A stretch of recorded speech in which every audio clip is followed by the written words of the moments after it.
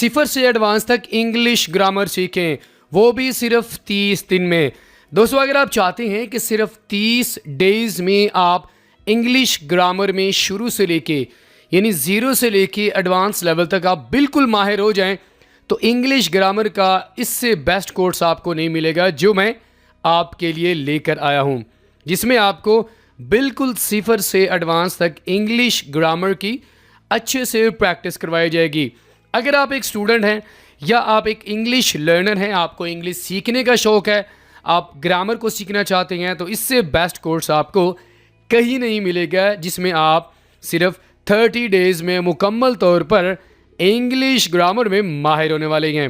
दोस्तों आज हमारे इस कोर्स का पहला दिन है और अगर आप हमारे साथ ऑनलाइन स्पोकन इंग्लिश कोर्स की क्लासेस ज्वाइन करना चाहते हैं तो अभी हमारे दिए गए व्हाट्सएप नंबर्स पर कांटेक्ट करें और 50 डेज़ के अंदर फर इंग्लिश बोलना सीख जाएं। So friends let's get started.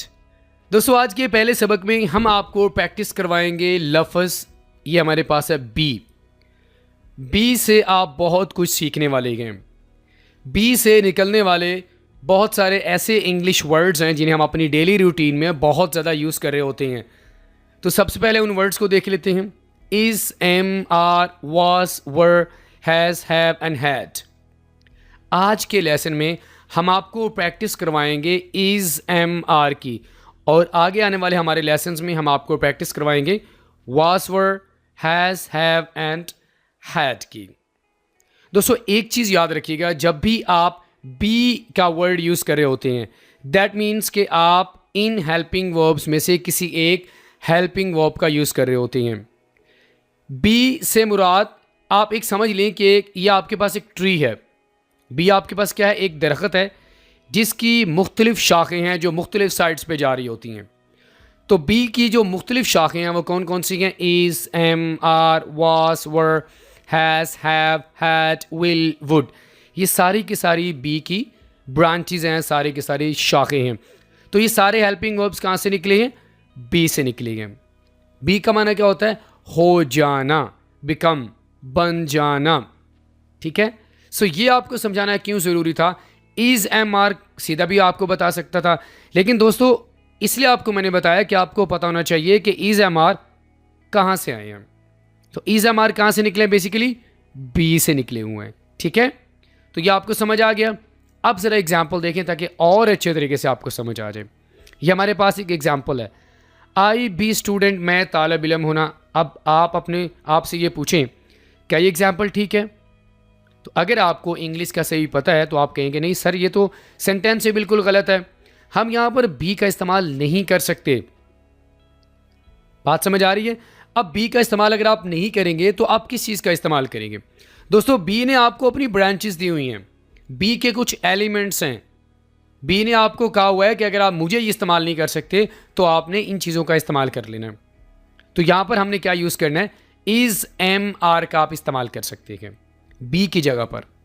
तो यहाँ पर जो आपने इस्तेमाल किया आई एम, एम का जो आपने इस्तेमाल किया है यहाँ पर बेसिकली आप ये बी से ही निकला हुआ है। बात समझ आ रही है? तो आई भी स्टूडेंट नहीं होगा बल्कि होगा आई एम अ स्टूडेंट। एक और एग्जांपल देखें, शी बी ए टीचर, वो उस्ताद होना। क्या आपका माइंड इस चीज़ को एक्सेप्ट करता है कि एग्जांपल ठीक है? बिल्कुल भी ठीक नहीं है। तो करेक्ट एग्जांपल क्या होगी? शी इज़ अ टीचर, वो एक उस्ताद है, वो एक लड़की नहीं है बल्कि उस्ताद है। तो दोस्तों इन शॉर्ट आपने इस बात को अपने माइंड में रख लेना है कि बी एक मेन वर्ब है, या आप इसे हेल्पिंग वर्ब भी कह सकते हैं। इसे खुद आप जुमले में इस्तेमाल नहीं कर सकते, बल्कि आप इसकी जगह पर ये जो बी ने अपनी मुख्तलिफ शक्लें आपको दी हुई हैं इनका आप इस्तेमाल कर सकते हैं। अब इसकी मुख्तलिफ शक्लें कौन कौन सी हैं?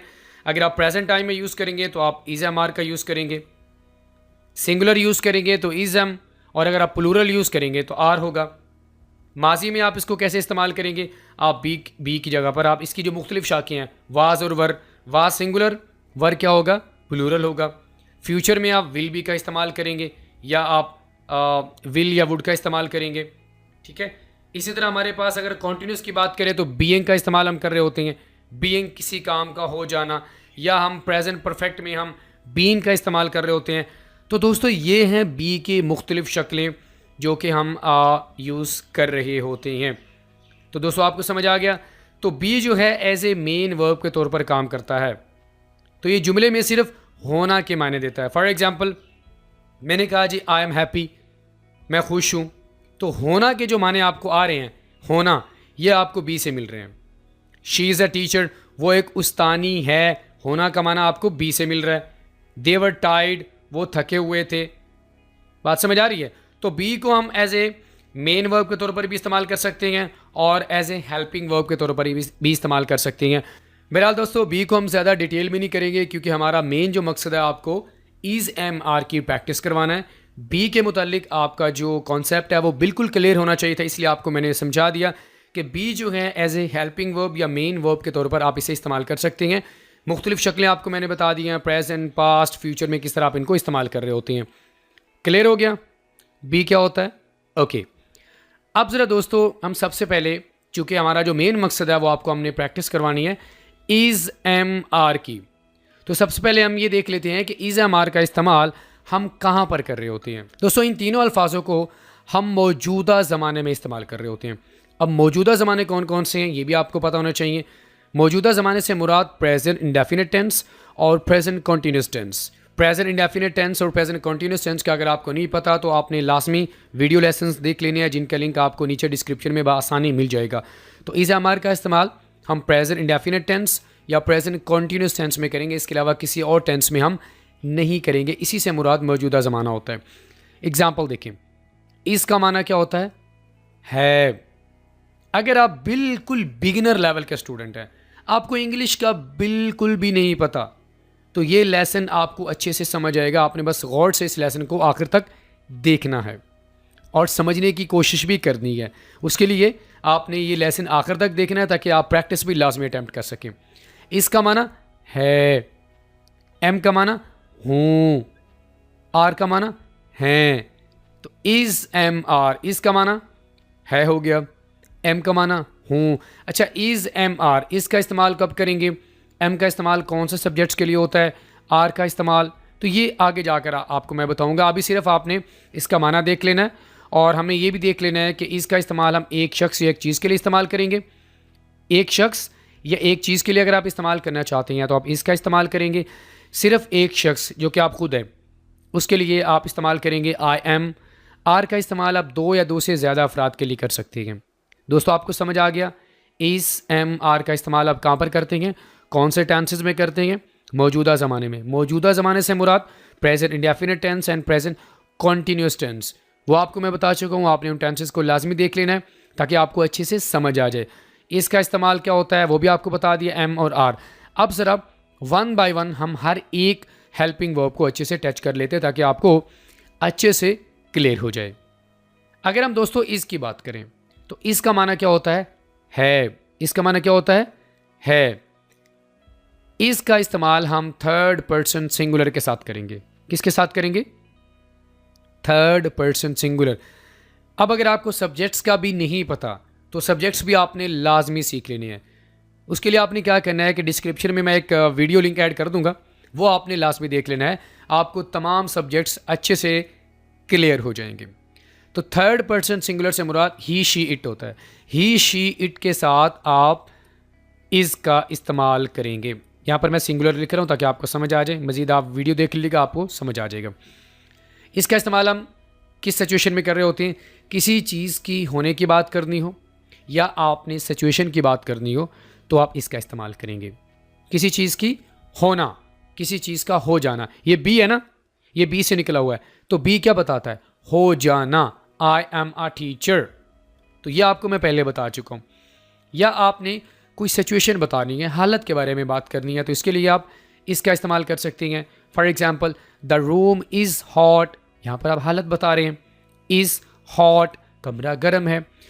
ही इज़ टायर्ड, वो थका हुआ है। थका होना ये एक हालत है। शी इज़ हैप्पी, वो खुश है। शी इज़ हैप्पी, खुश होना ये भी एक हालत है। ही इज़ अ टीचर, वो एक उस्ताद है। अब ये भी बी है, होना। अब यहाँ पर ये हालत नहीं है बल्कि किसी, वो इंसान कौन है? वो एक टीचर है, वो एक उस्ताद है, वो एक डॉक्टर है, वो एक नर्स है, वो एक मदर है, वो एक लड़की है, वो एक लड़का है, वो एक प्लेयर है, वो इंजीनियर है। तो आप ही सब्जेक्ट का इस्तेमाल करेंगे या शी का इस्तेमाल करेंगे तो आप ये बताना चाह रहे हैं कि कौन है वो कौन है, किसी चीज़ का होना कि कोई चीज़ का क्या है, और किसी चीज़ की हालत को बताने के लिए आप इसका इस्तेमाल कर सकते हैं, यानी ये प्रेजेंट इंडेफिनिट टेंस है। ठीक है। दूसरा इसका इस्तेमाल है जी, कोई भी जारी काम के मुतालिक अगर आप बात करना चाहते हैं, कोई काम जारी है, अभी मैं क्या कर रहा हूँ, मैं वीडियो रिकॉर्ड कर रहा हूँ, कोई काम जारी है। अगर आप मुझसे पूछें कि वो मेरा दोस्त क्या कर रहा है, तो मैं दोस्त के बारे में अगर बात करूँगा तो मैं ही का इस्तेमाल करूँगा, अगर लड़की होगी तो मैं शी का इस्तेमाल करूँगा। तो जब मैंने बोला कि वो काम कर रहा है, उस वक्त वो काम हो भी रहा है। ठीक है, जारी काम ये होता है कि जब आप बोल रहे हैं उस वक्त वो काम हो रहा है। तो दूसरा इसका इस्तेमाल क्या हुआ कि कोई भी जारी काम के मुतालिक अगर आप बात करना चाहते हैं तो आप इसका इस्तेमाल करेंगे। सब्जेक्ट्स कौन से होंगे, सिंगुलर सब्जेक्ट्स का आप इस्तेमाल करेंगे, यानी वाहिद फ़ाइल। कौन कौन से हैं वो, he she ate, okay, she is eating meal, वो खाना खा रही है। अब जब आपने बोला, आपसे किसी ने पूछा वो क्या कर रही है, तो वो खाना खा रही है, तो आपने फिर कहना है कि वो खाना खा रही है। अगर वो खाना नहीं खा रही, वो कोई और काम कर रही है, तो आप नहीं कह सकते कि वो खाना खा रही है, क्योंकि जारी काम से मुराद ये होता है कि जब आपने बोला उस वक्त वो काम हो रहा है। ही इज़ टीचिंग, वो पढ़ा रहा है, ही इज़ टीचिंग इंग्लिश, वो इंग्लिश पढ़ा रहा है। ही इज़ ट्रैवलिंग, वो सफ़र कर रहा है। द कैट इज़ रनिंग, बिल्ली भाग रही है। इस क्लियर हो गया आपको, ओके। अगर दोस्तों हम एम की बात करें तो एम का माना क्या होता है, हूँ, सिंगुलर पर्सन, एक शख्स। अगर आप अपने बारे में, किसी और के बारे में नहीं, अपने बारे में आप कोई भी बात करना चाहते हैं, कुछ भी बताना चाहते हैं कि आप कौन हैं, आपसे सवाल करे कोई, हु आर यू, आप कौन हैं, तो आप क्या कहते हैं, I am a teacher, I am a girl, I am a student, I am intelligent. आप अपनी सिचुएशन भी बताते हैं। आई एम सैड, आप दुखी हैं। आई एम हैप्पी, तो आप अपनी सिचुएशन के बारे में बता रहे होते हैं, या आप ये बता रहे होते हैं कि आप कौन हैं। I am a boy, I am a teacher, I am a lady, I am a house wife, I am a banker, ठीक है, आई एम अ डॉक्टर। इस तरह आप बता रहे होते हैं। अपने बारे में कोई भी बात करनी हो, अपनी सिचुएशन बतानी हो, आपने एम का इस्तेमाल करना है। ये हो गया प्रेजेंट टाइम। ठीक है, ये आपको क्लियर हो गया। अपने बारे में कुछ बताना चाहते हैं, सिचुएशन बताना चाहते हैं, आप कौन हैं, आप प्रेजेंट इंडेफिनिट टेंस में इसका इस्तेमाल कर सकते हैं। मज़ीद आप प्रेजेंट कॉन्टीन्यूस टेंस में भी इसका इस्तेमाल कर सकते हैं, यानी किसी जारी काम के मुतालिक अगर आप बात करना चाहते हैं तो उसके लिए भी आप एम का इस्तेमाल कर सकते हैं। जारी काम से मुराद क्या है जी, अभी आपको बता चुका हूँ कि जब आपने बोला, आपकी ज़ुबान से जब अल्फाज निकल रहे हैं, उस वक़्त वो काम हो रहा है। अभी अगर आप मुझसे पूछें कि sir what are you doing, तो मैं कहूँगा I am recording a video, I am recording a video lesson, मैं वीडियो लेसन रिकॉर्ड कर रहा हूँ। तो जब मैंने बोला कि मैं वीडियो लेसन रिकॉर्ड कर रहा हूँ, तो मैं कर रहा हूँ। ठीक है, मैं पढ़ रहा हूँ, I am studying, I am playing cricket, मैं क्रिकेट खेल रहा हूँ। आई एम स्लीपिंग, मैं सो रहा हूँ। आई एम ट्रैवलिंग, मैं सफ़र कर रहा हूँ।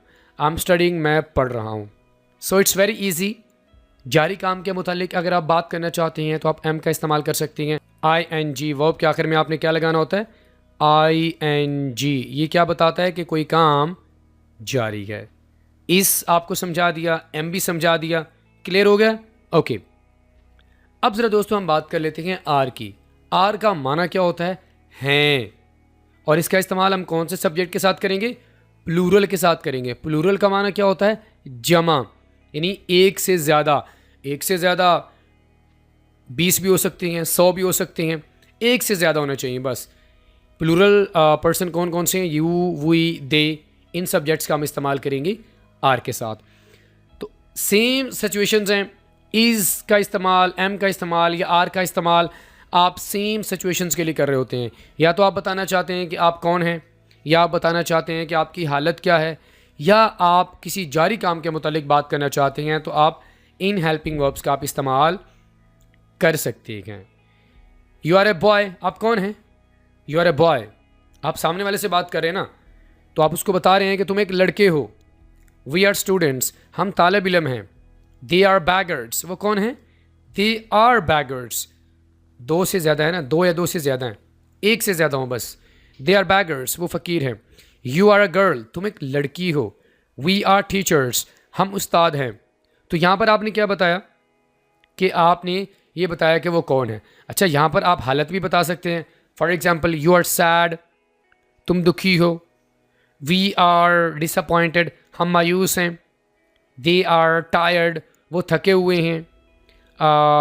वी आर ग्रीव्ड, हम दुखी हैं। ठीक है, तो अगर आप अपनी सिचुएशंस के बारे में भी बताना चाहते हैं तो आप इनका इस्तेमाल कर सकते हैं। ठीक है, इसी तरह अगर आप किसी जारी काम के मुतालिक बात करना चाहते हैं, कोई काम जारी है, क्योंकि आपको मैंने शुरू में बताया था कि इन हेल्पिंग वर्ब्स का इस्तेमाल हम या तो प्रेजेंट इंडेफिनिट टेंस में करेंगे या हम प्रेजेंट कॉन्टिन्यूस टेंस में करेंगे। तो जारी काम भी साथ में हम लाजमी डिस्क्राइब करेंगे। यू आर स्लीपिंग, तुम सो रहे हो। यू आर ईटिंग मील, तुम खाना खा रहे हो। वी आर ईटिंग मील, हम खाना खा रहे हैं। दे आर ट्रैवलिंग, वो सफ़र कर रहे हैं। यू आर वर्किंग, तुम काम कर रहे हो। वी आर स्लीपिंग, हम सो रहे हैं। सो अगर आप एक बिगिनर लेवल के स्टूडेंट हैं या आप इंग्लिश सीखने की कोशिश कर रहे हैं तो यकीन करें इससे आसान तरीका इज़ एम आर को समझने का आपको कहीं नहीं मिलेगा। इस का इस्तेमाल, एम का इस्तेमाल और आर का इस्तेमाल कहाँ पे होता है आपको मैंने अच्छे से समझा दिया। 2 सिचुएशंस में हम इनका इस्तेमाल कर रहे होते हैं, बल्कि 3 आप कह सकते हैं। किसी जारी काम के मुतालिक आपने बात करनी है। नंबर 2, आपने ये बताना है कि कोई इंसान क्या है, वो डॉक्टर है, वो इंजीनियर है, मैं इंजीनियर हूँ, वो क्या है, हम क्या हैं, इसके बारे में बताने के लिए। या आप कोई सिचुएशन बताना चाहते हैं, किसी इंसान की हालत बताना चाहते हैं। मैं दुखी हूँ, तुम मायूस हो, हम थके हुए हैं। इस तरह आप इन हेल्पिंग वर्ब्स का इस्तेमाल कर सकते हैं। तो फ्रेंड्स, आपको क्लियर हो गया कि इस तरह हम इज़ एम आर का इस्तेमाल कर रहे होते हैं। Okay, great.